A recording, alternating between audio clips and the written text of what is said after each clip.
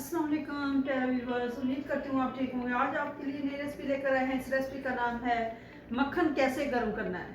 आइए हम इस रेसिपी की तरफ चलते हैं।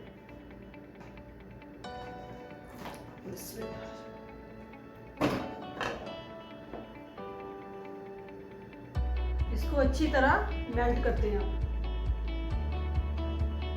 बटर अच्छी तरह मेल्ट हो चुका है। अब हम इसमें रोटी के छोटे छोटे पीस बना के डाल देते हैं।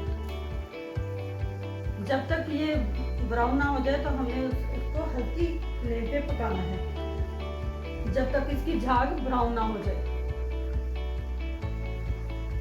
बटर अच्छी तरह गर्म हो चुका है। अब इसकी झाग जो थी वो ब्राउन हो चुकी है। अब हम चूल्हा बंद कर देते हैं।